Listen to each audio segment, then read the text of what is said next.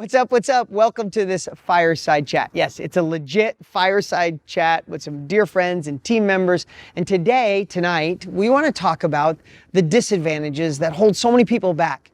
And how do we turn them into our superpower? How do we how do we take being an underdog and make that our advantage? And this is because it's Underdog Week. The launch of my new book, The Underdog Advantage, is this week. That's why we're doing this Fireside Chat. And I'm so glad you're here joining us. And later I'll show you how you can get a copy of this for free. But first, what's up, guys? Hey, going on? We just decided to do this because we figured it'd be casual, it'd be cool. The only thing missing is some wine or something like that. But here's the thing. Think about your most fun movies, right? Whether that's Rocky or Rudy, or think about even Disney characters when it's the underdog. You're always cheering for the underdog, right? Think about your favorite sports teams, or maybe your favorite generals, or your favorite presidents, or favorite billionaires. If you dig into their past, the only thing they have in common is they're all underdogs. So how did they take that and make it the thing that catapulted them above anybody with privilege, above anybody who won lotto, or above anybody who was left money? It's because they knew how to shift it. And that's been an obsession of mine. If I look in my life, I was the quintessential underdog. We all were, right? And recently I've been in stages in front of 10, 15,000 people. When I say, who in here feels like an underdog? Everybody raises their hand. We all do, right? For me, I had dyslexia. I didn't go to college. I didn't have money. My parents were married a lot of times. I moved 20 times by the time I was 19. Had a million people tell me I was a dreamer. So I felt that. But how did I shift that? And that's why I wrote this book, and that's why I want to sit around tonight and I want to talk to people. I got 3 people on my team from completely different backgrounds, and I figured, why not talk real, raw, and authentic about the disadvantages that these guys have used to help catapult them, and how can they take what they have now and go to another level. What's up, guys? What's going on, Dean? Josh, Shabana, and Jeremy. No, I'm just kidding. I've known Jeremy for a really long time. All right, thanks for joining me, guys. I know this might seem weird, and we've never done this before. There's no rehearsal. Cameras are on. We're just sitting here. So maybe really quick, you could just share a little bit about your background. Josh, I'm going to pick on you first. Sure. So I was born and raised in Tucson, Arizona. Spent my whole life down there. I was born into a relatively poor family. Grew up in the trailer parks, and I was blessed to be involved in sports, and because of that, I saw a whole new life outside of the trailer parks, and I wanted that life. I wanted to live in a place that wasn't on wheels, and I didn't have to move every year because our lease was up, or I didn't have to grind like my mom was being a bartender. And so I joined the Navy, and I spent 5 years doing that, and it was the best decision of my life because it really helped shine a light on where I was from and some of the disadvantages that I had. And only until recently, I've kind of looked back at that in hindsight and learned, while working with you, that everything I went through as a kid and as a teenager, now as an adult, that's kind of my advantage. Being able to look back at things, and I look at people and say, hey, that guy might be smarter than me, or he went to a better college, or he had a better upbringing. Now I look at that and I just want to go after that and prove that I'm better than that, and prove that I can do a better job than anybody else out there on the planet. Yes, I want to dig in because I know in your family, you're the most successful person in your family. I don't mean that disrespectfully, but they had the same disadvantages you had, or you had the same disadvantages they had. Right. But what made you use that as fuel, right, to get where you are now and financially you do great and you stay in great shape. You're helping run our companies. You're doing such an incredible job. I really want to talk about how you shifted that, because there's some people watching right now that feel, I mean, did you have any money to get started? Absolutely not. Right? You didn't, you had a lot of things going wrong. I mean, so I really want to dig into that because you understand, I think you're going to inspire people more than you realize with that story. All right, Shabana, what about you? What's your story? So my story is, I was born and raised in India. Right. And as with any immigrant family, right, you want to get out there, see the world, go to new places, make better life for yourself. I was actually fortunate enough that my parents had the same vision that I did. So what they did, they sold their only house to send me to study in Australia. Wow. I was very excited. But obviously when I landed there, it was a big cultural shock to me. I didn't understand their thick Aussie accent. I was a woman, brown, a new girl in town, didn't know anyone. And I just, had to survive there. There were times where I just wanted to give up and go back, but I couldn't because going back to India was never an option. My parents really believed in me and they sold their only house. So I just wanted to prove it to them that, hey, this return of investment is going to work out and I'll go back and, return their house. So even though I may have seemed privileged, but I had an extreme pressure to say my parents really believed in me. I really have to make it work and prove to them that I can do this. Yeah. So I took all of this disadvantages that I thought I had in my mind and turned it around, never looked back. I started going out, making, friends, learning, learning to speak better English, I guess, and assimilating in their own culture. And I never looked back. And I can totally relate to this book because what you talked about in this book, I've gone through it and done it. You know how sometimes you say, sometimes you just don't have to talk about getting more resources or playing a victim, but just being resourceful with what you have. Yeah. And I guess that's where I am. I'm a woman in IT, an immigrant here, and just killing it, I guess. Yeah, absolutely. Well, we're gonna dig into that, and what I'm gonna do is I'm gonna ask you guys a couple questions about some of these chapters and how they resonate with each of you differently. And what about you, Jeremy? So I grew up in a small town in Missouri. It's like 2,500 people. Played football, sports all my life. Chew Until tobacco. I got chewed tobacco probably. And then got hurt and then ended up just working. And that's kind of where I met you, is because I started working at a young age, doing mowing lawns at 12, working at McDonald's at 14, car wash at 16, and then your customer service at 18. And I think that was my biggest goal, was just really working my tail off, is because I grew up in like upper middle class. Like we moved there for the school district, so we went there. I graduated with 3.9 GPA, so I was doing well. But I was thinking about it on the way over here, like I didn't get everything I wanted. I got everything I needed with a little bit of wanted, but all my friends were all super rich. They were getting Range Rovers when they were 16 and a GMC truck when they were 16. And I had to work for everything. And that was my biggest thing, is that I just had to. Right, so and while you were working for everything, it's the same with my wife, Lisa. You were probably thinking to yourself, man, this isn't cool. All my friends are getting stuff and I got to work for it. Yeah. But now, in retrospect, would you change any of that? No, not at all. It's because I know every single part of my life that's what kind of made me who I am So today. let me just ask, I'm going to ask each of you the same thing. What do you think you thought was your biggest underdog disadvantage when you were younger? What did you think was like the thing that might have held you back? That my parents didn't have like all the money like all my other friends' parents. Like it was just, I grew up, my best friend. Did you think it took money to get rich? Is that I did, what you think? yeah, Yeah, of course. for sure. Yeah. I did too. And I knew I wasn't going to go to, I was trying to go to college, but like my parents were going to pay for it, and I wasn't smart enough to I just didn't care enough to do a scholarship. So I just started working. And I remember like trying to get into ASU, I didn't get accepted. Like, I don't know who doesn't get into ASU, but I didn't. And so I just worked my tail off, and then that's, how you found out about me. Yeah, that's awesome. And What do you think, if you look back at what you thought was the thing that could have held you back? Even when you were younger, if you're like, oh, I could do a lot more if I wasn't an immigrant, if I had more money. What was the thing you may have thought of? For me, I think it was if I could be really excellent at speaking English. Got because it. English was Oh, my I second would never language. even thought about that, right? Seriously. Because sometimes the way, I guess English speaking people can, voice their views, I guess, or thoughts. Sometimes at that time I did feel that, if I were able to speak as good as those other people around me, that I would have been in a different, situation or a different... Wow. You see, that's the things you wouldn't think about when you take it for granted, right? What about you, Josh? I think it's probably my parents. But my parents struggled with substance abuse. And so growing up, it was always that limiting belief of like, I'm the kid that parents are on drugs.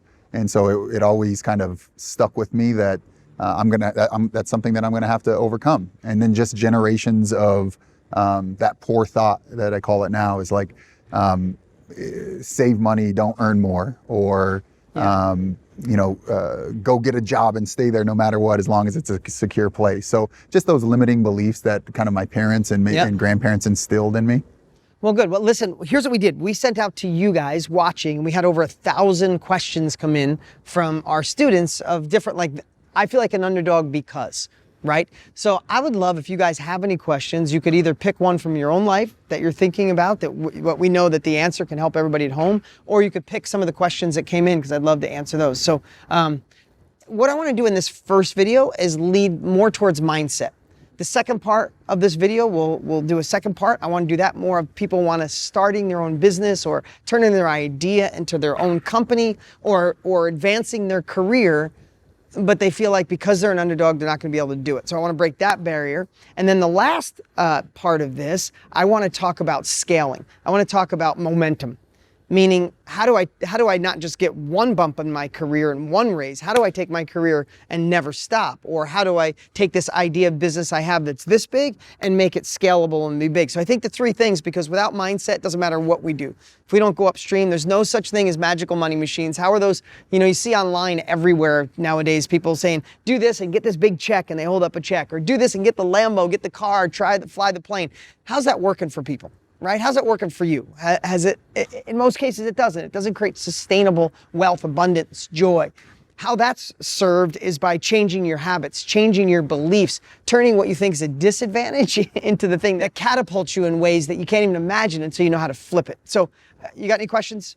How do you trust your heart and the decisions that you make, knowing that there's so many negative people out there waiting for you to fail? That's a really great question. So I believe the majority of people in the world, you crave more. We all want another level. When I was a kid, there was no YouTube or Instagram or Facebook. The only thing I watched was Lifestyles of the Rich and Famous with Robin Leach. I think Robin Leach is a British guy, right? Yeah. And he'd go into these fancy houses. I'm like, oh my God, people live like that? Now it's all over. You just go on your Instagram and there's jets and houses and all that stuff. So the problem is when you see it and you crave it, I think we have this subconscious, this inner voice that's like, that's for other people. If you're like, if you don't speak the language, you're from a different country. You come from a tiny little town in the Midwest and you don't have money and your friends do, but you don't. You have parents with substance abuse and you live in a trailer park. You're like, that looks great, but I don't. So you already have that subconscious, that inner self-doubt telling you can't. And then what I think is so many people, they want it, but they don't feel they're going to go after it, or they don't have the desire to go after it, or they're scared to go after it. So it's easier for them to say, oh, Shabana, you're here, your family's here, you don't want to go to Australia all by yourself, you don't speak the language, or Jeremy, you got a great thing here. This is a great little town, take that job down the street, work with Steve Thorne, you'll be okay, you save for, or go in the Army, Josh. Yeah. That's safe, you could do in the Army, and maybe you could be a career, like a serviceman, right? And I don't think people are doing that because they want to hurt you. I think it's their own insecurities coming out. And as an underdog, here's what I know. I believe most people hear enough of that and it's cumulative. And maybe you could resonate with this at home. Like you go, I'm doing more. I'm not doing what my family did. I got another level in me. And then you got a guidance counselor or a teacher saying, slow down, buddy. Yeah. Stop being a dreamer. You got this. I had those teachers, right? Yep. And then when I wasn't going to college, for me, I was like, oh, no college? Okay, maybe you can get it. So what happens is, I believe you have friends and family who love you, that think they're protecting you, and a lot of them say, hey, cool out in the dreams. Let's get more realistic here. And no, I could still do it, but a little bit sticks. And then you get a guidance counselor say something, and a little bit sticks. Then you get a teacher say something, and then a friend says something. And then all of a sudden you watch the news and they say, oh my God, the economy's turning. Or maybe you don't like the president. Maybe you're liberal and it's conservative. Maybe you're conservative and it's liberal. And all these little things keep adding up. And what I believe, and maybe again at home you could think about this, there's just one day that it adds up enough and you go, I should be happy where I'm at. I'm good. Like, I have a good life and I have a good family. I have a nice house. And I think, like, to shock everybody right now, and I want to get back to it, and don't let me get off track here. And if either of you have any thoughts on this, do it. But I believe at the end of our lives, like when we meet our maker, could you imagine sitting with your maker and you sit down with him or her and you're like, I had a good life. I was going to go after that, but my family, they were probably right. I was a little bit of a dreamer. I didn't speak the language great, or I did live in a trailer park, or I did come from a small town. So I had a good life. I went after, could you imagine your maker just being like, oh my God, another one. Yeah. Like another one. I made you human. I put you on earth. I gave you limitless boundaries. I gave you a brain. There was nothing that could stop you. The only thing that stopped you was you, and you let people tell you you couldn't. And what I believe is most people take it and it builds up, and then all of a sudden they think, I can't. But here's the one thing common with Underdogs, with the three of you, why you're sitting here, why you help run my company, why you're so damn successful, why the most successful people that I geeked out on while I was doing research for the book, looking back on my own life. And it's one of the chapters. Underdogs, whether there's a certain like epiphany where it shifts, or it's subtle, or you're born that way, underdogs take when people tell you you can't, and it becomes the power of you can't. Right now, if someone says to you, Josh, oh, you're gonna go work for Dean and run his company, you know what? You need more experience for that, Josh. I don't think you can do it. How does that make you feel? Does it make you feel like you can't, or you like, don't you dare tell me what I can't do? Yeah, I stand up an inch taller and I say, I'm going to show you. I'm going to show you. Because it becomes the power of you can't. Yeah. I mean, Shabana, someone says you're a brown woman from another country, you're not going to come to the States and rock. Like, does that make you feel like I want to play small, or do you want to show the world? I just want to prove it to them. Right. Yeah. Now, I know you sitting here, I know your success path. Same with you, Jeremy. I've known you for so many years. But unfortunately, the reason I want to sit here and talk about it, there's a lot of people home right now that it's been so cumulative that it doesn't mean you give in, but it's just enough to be like go into a hypnotic rhythm of life. Like, I want it, maybe it's good enough. And this is like, I hope this part of the conversation disturbs you at home, and start thinking about when people tell you you can't, remember, they don't make statues of critics. Like, when they tell you can't, and I have a whole chapter on how to, I took this word from Napoleon Hill, but transmutate that negativity into actual fuel. And I don't mean getting mad or resentful or being mean, but right now, I mean, I'm in a phase of my life through these years of doing it that I love when I'm told I can't, because we need all the fuel in our arsenal we can. Like, what do they say? A rocket going into space. 80% of the fuel to get a rocket into space is like just getting it 100 feet off the ground, right? And then it can soar. When it's in space, it barely uses any fuel. So for me, it's like, if we're going to shift people to start the company, scale the company, go to the next level, to know your idea is worthy, to not listen to your friends and family, to stop having people tell you you're a dreamer, like to ignore all them, we have to get disturbed sometimes so we can get the rocket off the ground. So if you could take that you can't and turn it into the power of you can, I think it's really powerful. What does that mean to you? Have you had people telling you couldn't? I mean, I think that's the whole reason why I'm working for you right now, is because I had, she's actually a Dean follower, so she's probably watching, but Mrs. Krowski, she was my marketing teacher, and I was doing this whole thing where you go to school half the day, and you go to work. And I got the job with Steve, and she's like, you're gonna go work for an infomercial guy? I'm like, yeah, but they're doing real estate, and they're teaching real estate, and they're gonna change like all these. She's like, you can't do that. And I was like, why? She's like, infomercials are scams. And I was like, yeah, but I know this guy, like I know Steve, he was my neighbor, and I knew it wasn't a scam. And she wanted to, she was threatening me to kick me out of marketing class, which that was the only class I needed to like graduate high school. And that kind of gave me all my fuel because I was so fed up with. Do you have her address? We should send her your W-2. Yeah, I should. Because you made more this month than she made last year. Yeah, that's true. Yeah, and it's funny because she was the one that gave me all my fuel, but I remember whenever I was like, because I started out in customer service, and that fueled me so much is because I was thinking I wasn't going to graduate high school because of her. And that's when I started taking on all the projects, and I got, managed that project for the launch for you.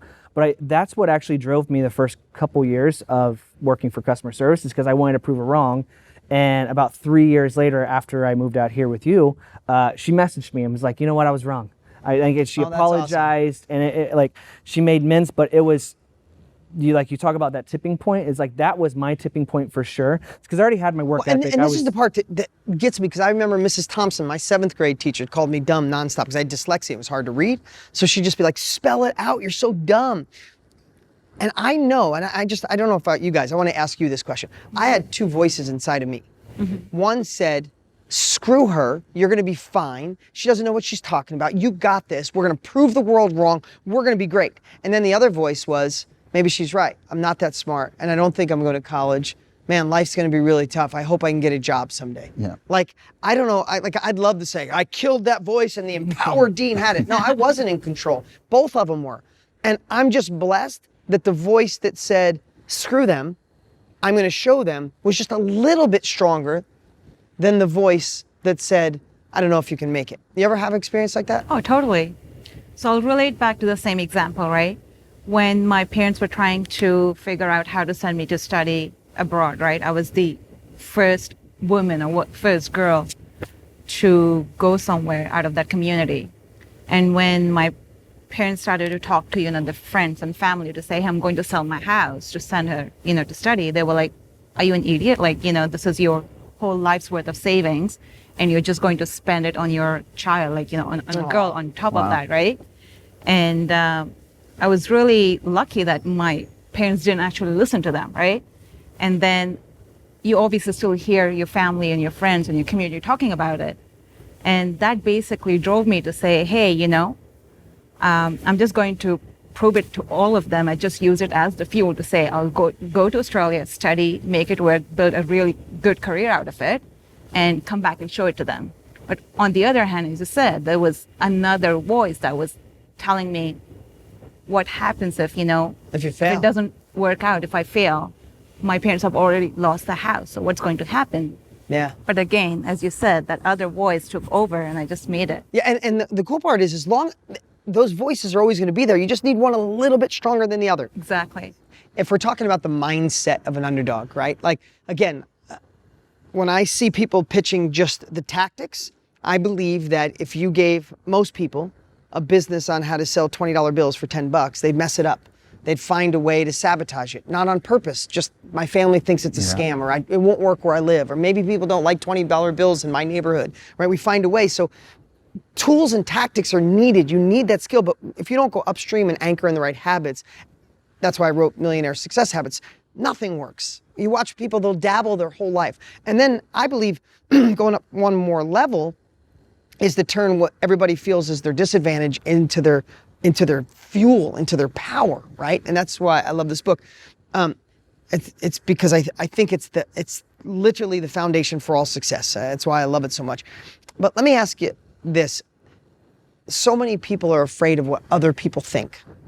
Like you had people in your town, right? I'm sure that freaked you out, right? Totally. Being a woman, especially in that culture, and your parents getting rid of their house to send you to hopefully go to school and get a job. Yep. That's crazy. But your parents had something that it's chapter number 1 is underdogs don't have to care what other people think. You see, I see that even with your parents. They intuitively had that. They didn't care what their friends say. I'm sure your dad, his brother, relatives, friends were like, are you nuts, right? The same with your friends. I remember when you were leaving, you went to Christmas holiday and you called me. So I don't know if I could work for you, Dean. You left me this big, long email and I'm like, because you were worried about what they thought. But were they really qualified to tell you what you should be doing? No. Right? And anybody in your life, same way? Did you worry at one time what other people thought? Honestly, every day until I came to work with you. Really? Every single day. It was always, what are people going to think? And I got out of the trailer park. Am I ever going to go back? I still to this day, I pass a trailer park and I get anxiety. And you actually said it earlier when you said they don't make statues out of critics. Every time I don't want to wake up in the morning to go to the gym, every time I don't want to finish that last chapter, every time I don't want to answer one last email before bed, I think about that.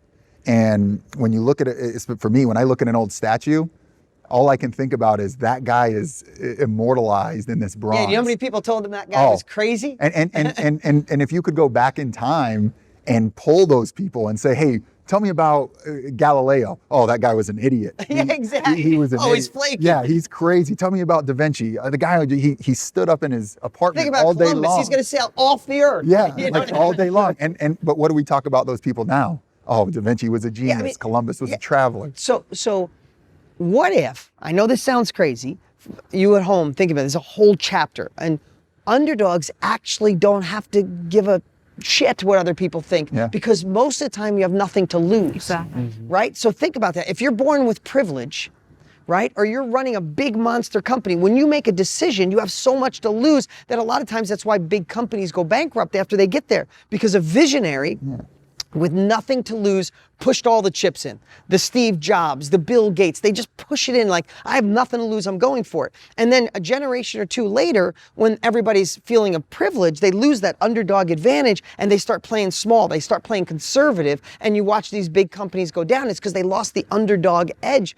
So what if today was the day you realize as an underdog, you don't have to care what other people think. In fact, most of the time what people are telling you is the wrong advice. Right? Yeah. And as subtle as this sounds, that's what I love about the way what I love about this book, not just because I wrote it, because I just love, I love going through the process of reminding myself that if I would have listened to what other people had to say, if I would have cared what they thought just a little bit more, because I'm not going to say I didn't care at all, but I didn't care enough to listen to them. If I would have cared a little bit more, I'd be living the life that they're living. Yeah. So give me an example of someone in your life that told you were crazy, and then explain their life. Yeah. Think of somebody. Sadly enough, it was my aunt. When I told her, when I got out of the Navy, when I told her I was going to go to college, she was like, nobody's ever gone to college in our family. And then I started school. And then when I dropped out of college, she said, well, I told you. And it just motivated me to just educate myself. And so I started reading books, trying to finish a book a week since I was 26 years old. And it really opened up my life and opened up my eyes to what the world was. I mean, you think about it. It's our broke friend telling us how to run our job or our career or start the business. It's our single friend telling us how to make our relationship better or to end our relationship. So if I could wave a magic wand and make it so you at home never cared about what other people thought. Let me just ask you at home right now, if I could wave a magic wand and you never had to worry about what other people thought ever again, what would you be doing different tomorrow than you're currently doing? Because as simple as that sounds, I've been blessed to meet so many people on stage and around the world and shake people's hands. And a lot of time when I dig into why they're not doing it, one of the reasons is because they're worried about someone in their family, a spouse, even their husband, their wife, their parents, what they're going to think.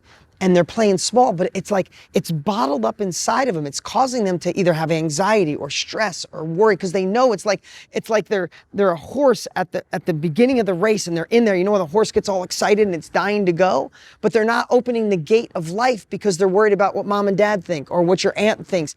You guys broke free from that. Amazing. Congratulations. It's why we're sitting here. It's why we work on the same team together. But 95% of the people watching right now, that little thing is holding you back. So that's why I wrote a whole chapter on how to shift that, not hate those people, not look down on them, but not let it affect you because those little things, again, are cumulative, stopping you from the next level. Listen, we've been talking about turning your disadvantages into your advantages because most of us are underdogs. And it's not the big things, it's the subtle little shifts. When you go upstream and you make these shifts, that's how massive success is created. So we're gonna get to another section, but right now, before we're done, I wanna give you the opportunity to get my book, The Underdog Advantage.